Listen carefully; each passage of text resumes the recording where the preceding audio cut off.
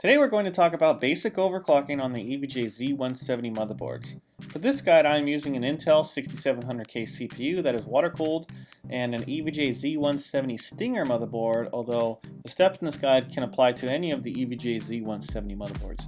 Please note that the steps in this guide should only be used as a template though, since all systems can differ, so just keep that in mind.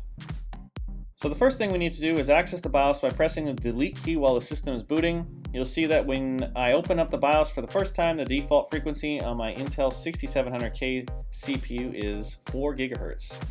So the first thing that I actually prefer to do is set the memory timings and speed. This can be done at the final step, but I prefer to do it at the beginning. So if your memory supports XMP, as most do, you want to head over to the memory tab and then hit the XMP drop down and then select the XMP profile 1. That'll automatically set the correct memory timings, divider, and memory voltage as well. After you do that, go ahead and save and reboot and then get back into the BIOS by pressing the delete key. Next, on a new CPU, you typically want to start slow, so we're going to head over to the overclock tab, which is the first tab that you will see, and we'll change the CPU multiplier control from auto to manual. After you do that, you'll see each core drop down. You want to change the CPU multiplier setting to 44, and then you will see all the cores change to 44.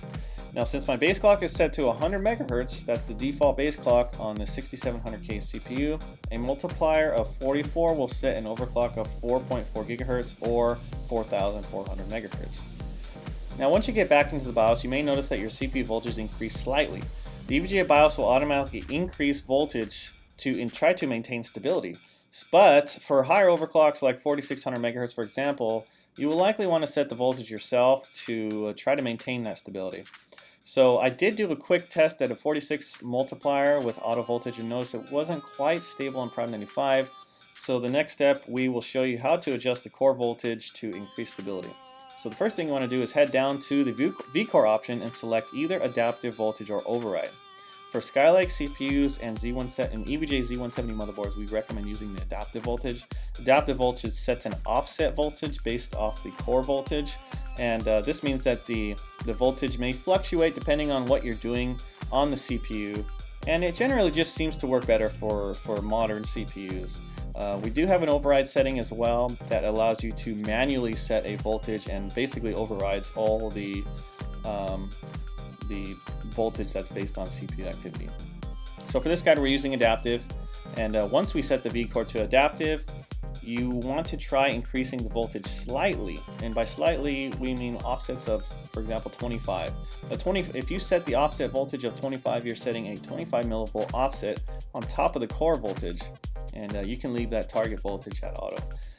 So first thing we're going to do is set a 25 millivolt offset, and then we're going to go ahead and save and reboot. Now, once we save and reboot, we want to go back into the operating system and test stability again. And if it's not stable, we may increase a bit slightly again. But we usually do that in increments of 25. So for example, we may try 25 and then 50 and then 75. But you want to make sure to always monitor your temperatures to make sure that they are within reason. And in general, try to stay below 1.35 volts unless you are on exotic cooling. So once we did that, we verified that the overclock was stable at 4600 MHz with an offset of 25 millivolts. We're going to try 4800 MHz now, which is 4.8 GHz. So for this, we need to go back into the BIOS and set a CPU multiplier of 48. And after some testing, like we mentioned on the previous step, we needed to increase our voltage to 125 millivolts for stability in Prime 95, which lands my CPU around 1.35 voltage, which is still within my target voltage. My temperatures are looking good under water cooling with Prime 95 and not exceeding 56 degrees Celsius, for example.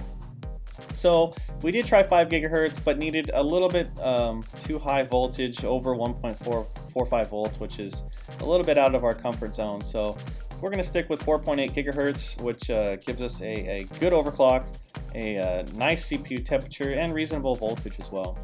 For CPU monitoring, you can use EVGA Elite, which is located at www.evga.com/elite. Elite also gives you some control in Windows over CPU multipliers, voltage, B clock for further fine-tuning. If you really want to eke as much performance out of it as possible, you can try doing that with Elite.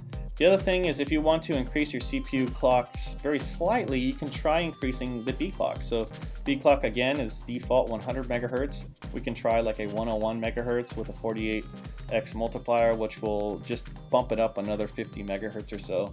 If you really want to fine tune your processor's performance, you can do that. But in general, we prefer to keep it at 100 megahertz because that B clock actually does affect pretty much everything in this PC. So if you increase it to 110, for example, that will increase your memory clock as well, since your memory frequency is based off of a B clock. So there it is, just a basic look at overclocking on the EVGA Z170 motherboard. Of course, there's a lot more advanced options here, and the EVGA BIOS does give you a lot of advanced options, but we really wanted to keep this kind of basic because that's, for Skylake CPUs, that's really all you need.